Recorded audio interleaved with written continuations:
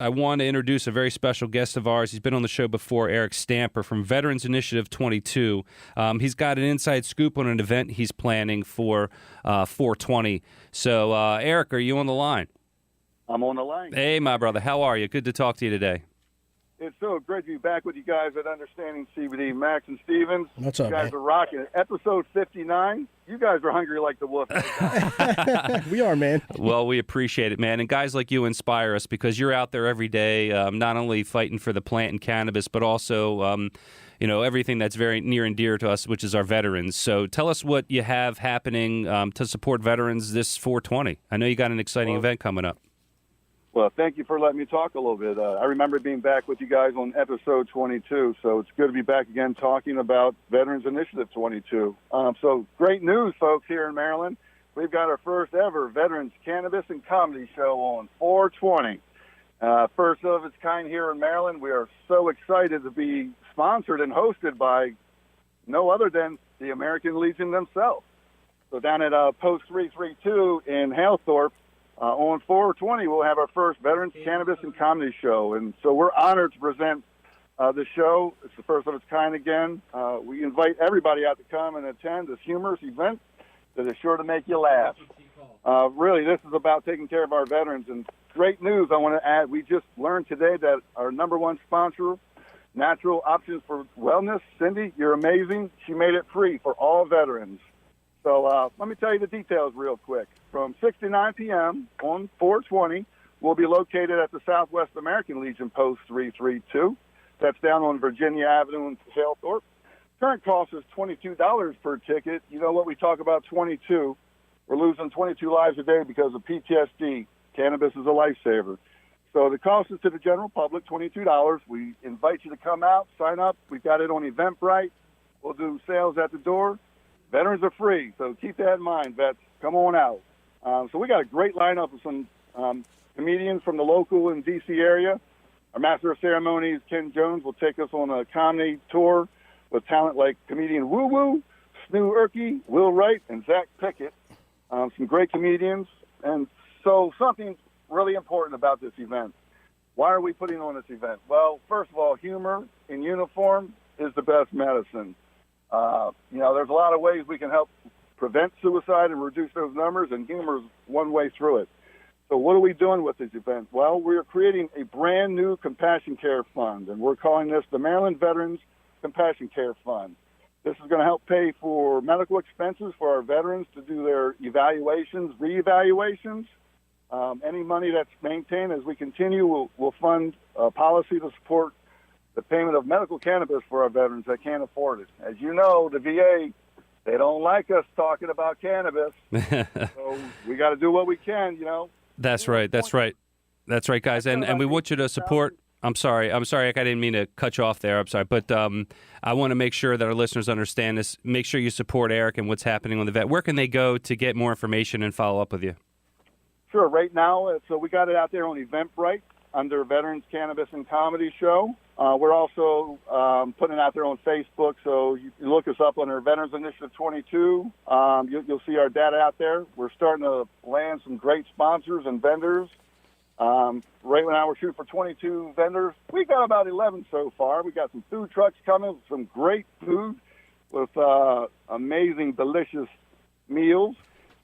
We've got demonstration for glass brewing from Dink Dink Glass.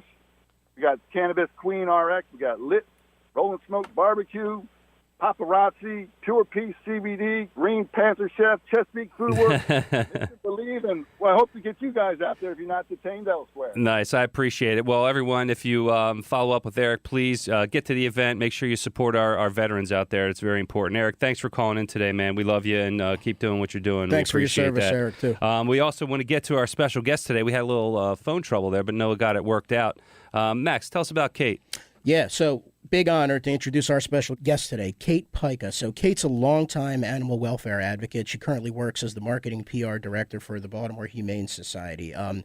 Kate's worked in pet rescues in a lot of states, Louisiana, Alabama, and sounds like the Kangaroo Conservation Center in Georgia. Very, very cool.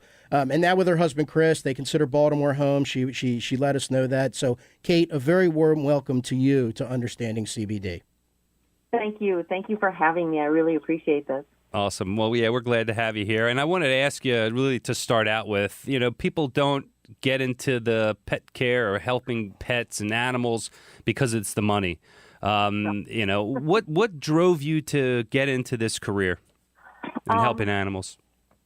Actually, it started out when I was 10 years old with a woman named Bertie Powell, and she was a neighbor that lived down the street, and she volunteered for an animal rescue organization as well as a nature center, and she used to bring home like orphaned raccoons and skunks and possums, as well as taking animals that had been abused and actually working with them to get them to a point where they could go back into a home.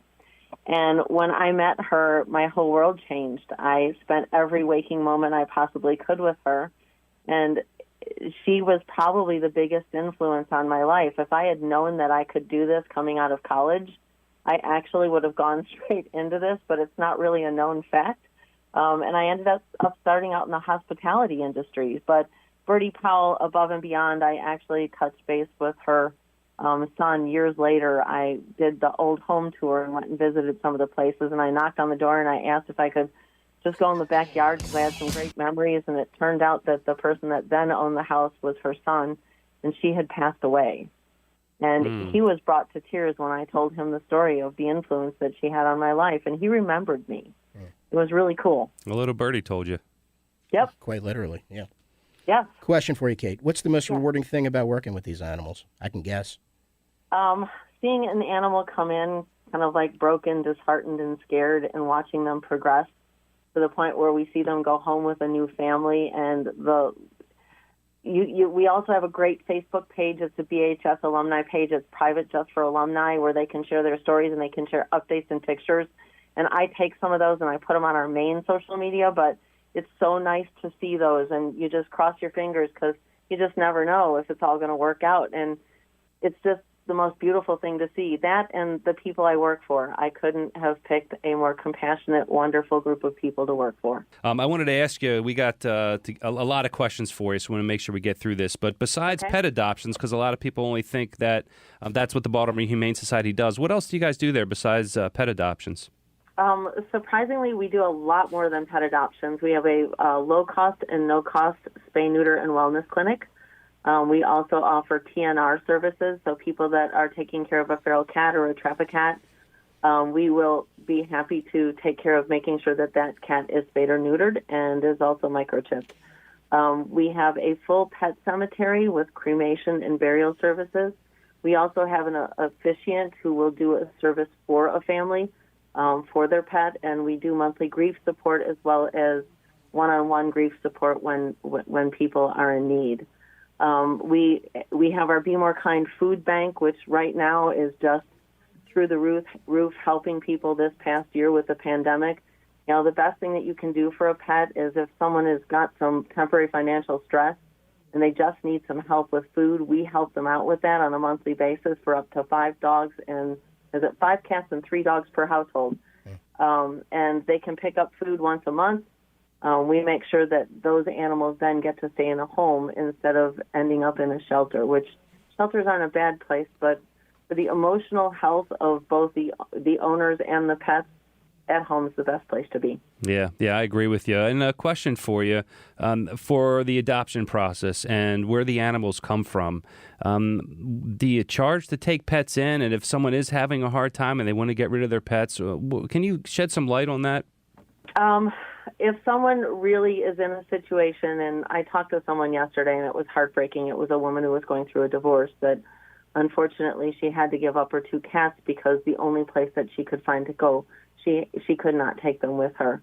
And she was absolutely sobbing as she was waiting. And, you know, I never judge because you have no idea what someone's life is like. But regardless of the situation, what we ask is that people give us a call. Everything that we do right now, of course, is done by appointment only, but intakes are always done by appointment because we want to be able to take the time. And what we're going to ask you to do is we're going to ask you to bring not only the pets, but also any vet records, everything you can tell us about it so that we can better place that animal in a new home. And yes, there is a fee. They're listed on our website, and I'm going to try to remember all of them because I think I actually made a sticky note. For small animals and for like rabbits and guinea pigs, the fee is anywhere from $15 to $60. I think it's $60, or no, it's actually $30. And wow, so it's not just dogs and cats. You also take smaller animals. We do. We actually are one of a few shelters in the area that do. But for, let's say that it's a dog or a puppy, it's going to matter on whether or not it is neutered or unneutered, because that's an additional cost for us. So it's going to be either $50 or $85 to take that animal in. And what we want people to realize is that what we charge for someone to actually take that animal from them is that we have no idea how long that animal is going to be with us. It's going to be examined. It's going to be vaccinated. It's going to be spayed or neutered if it needs to be. It's going to be microchipped. And then it's just the daily care. I mean, we are definitely not making money on adoptions, okay? Yeah. For a cat, it's the same thing. It's $85 if it's unaltered. If it's altered, it's $50 to actually surrender a pet to us so that we may find it a new home. You know, and I see the ads, and I know, Max, you've seen them before, where it's like free pet to good home.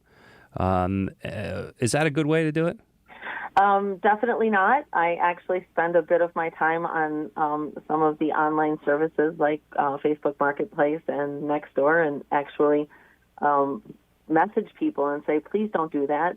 You don't know where that animal is going to go to. If you insist on trying to do it yourself, we always recommend that people go through a network of friends and relatives first.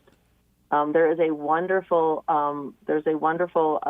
program that Petco actually sponsors called Rehome.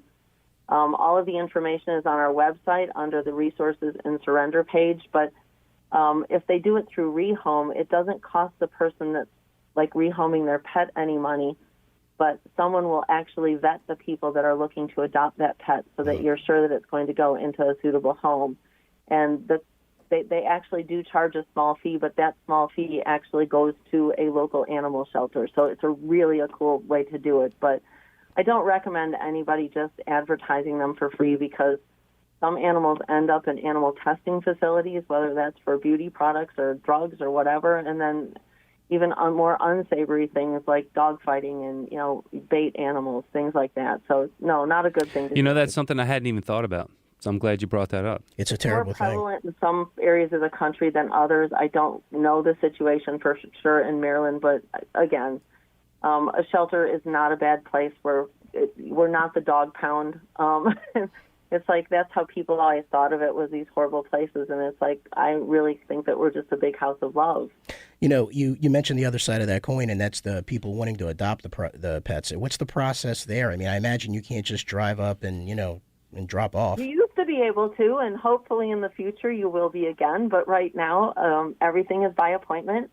So what we tell people to do is simply go to our website, take a look at the animals that we currently have. If you think there's one that you would like to meet, please, by all means, fill out an application. What we do is we vet that application. We do background checks, just so folks know. What kind of background check do you do? Like, what would it, We actually run a state background check.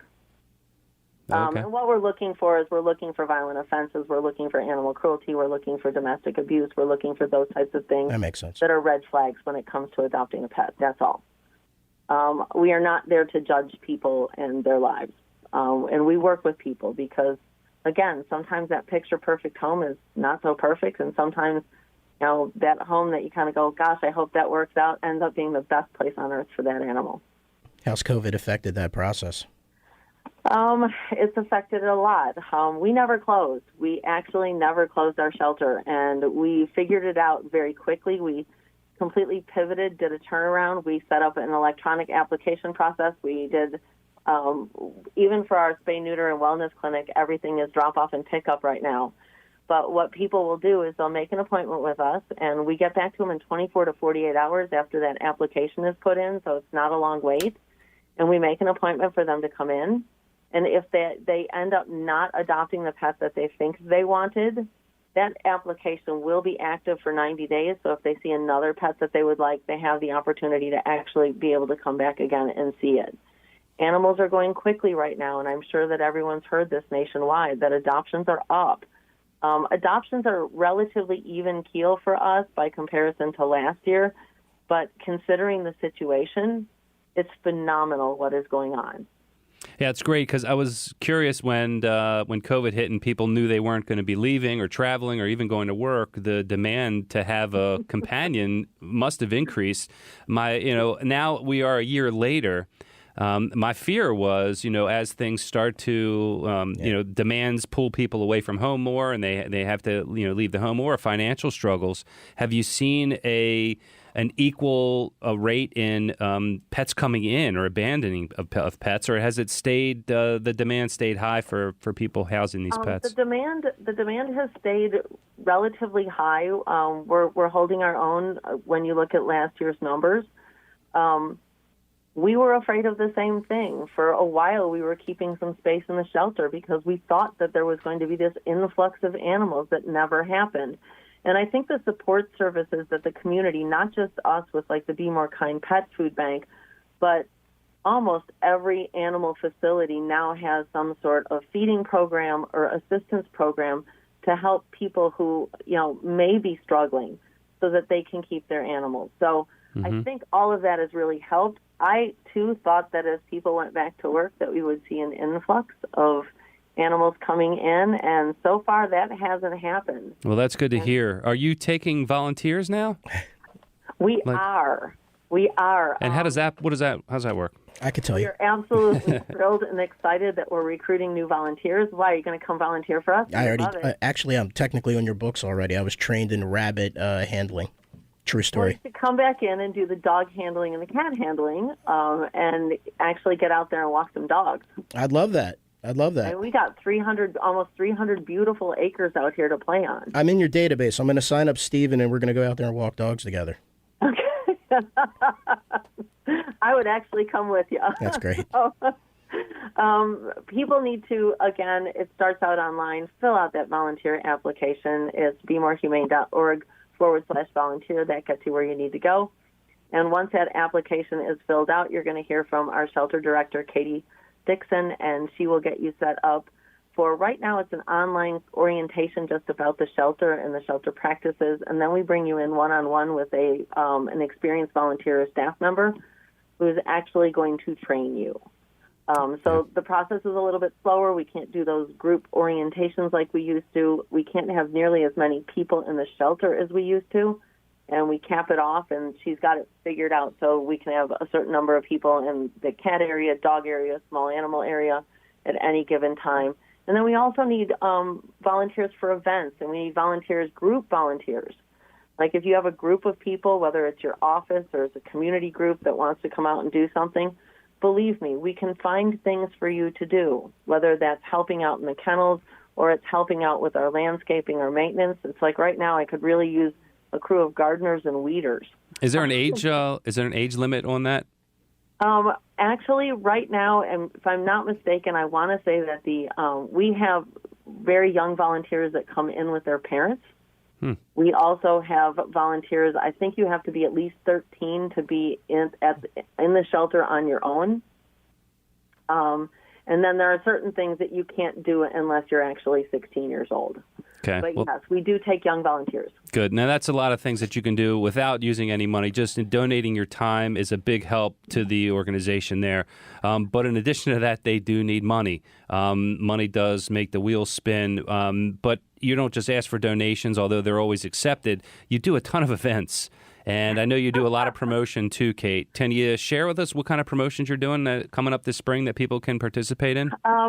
We are crossing our fingers and hoping that we have an event coming up on April 25th.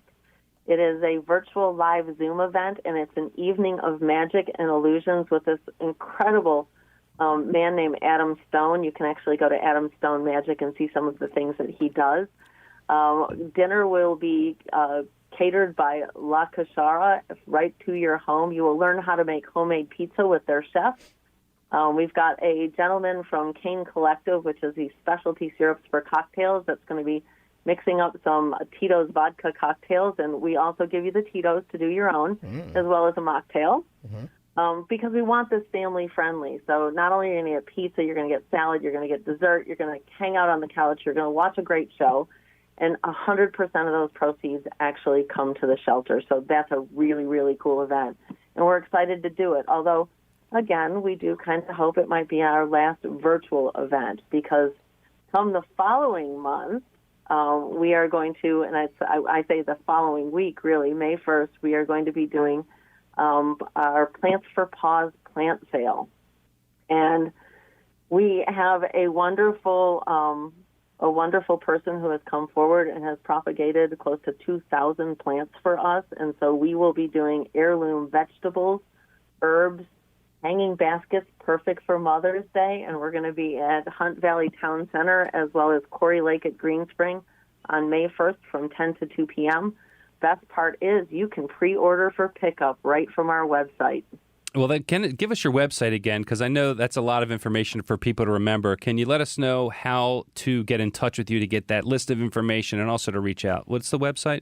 Website is simply BMORE, BMORE, Humane, HUMANE.org. And once you get there, there's going to be tabs right at the top. Click on events. That's going to bring up the calendar. That will bring up information and a connection to all of the forms or anything that you need to get where you need to go. Kate, how about also in that? You guys have beautiful grounds out there. It's big, beautiful property out there. What is the address as well? Address is 1601 Nicodemus Road, and that's Reisterstown, Maryland, 21136. And if people want to come out and actually see that property, with or without a dog, next week we're going to start our second Sunday hikes. And yes, we know it's the third Sunday, okay?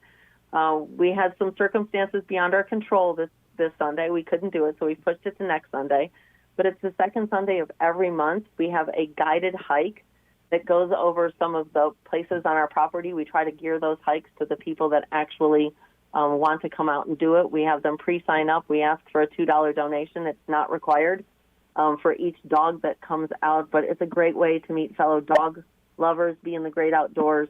It's a fun time. That's great, Kate. And, you've been a great guest. We never get to all the information we want to. So for more information, please follow up with Kate at BeMoreHumane.org. You can always give us a call as well at 443-743-2444. We'll connect you with Kate and all the good friends over there at Baltimore Humane Society. Kate, have a fantastic rest of your day.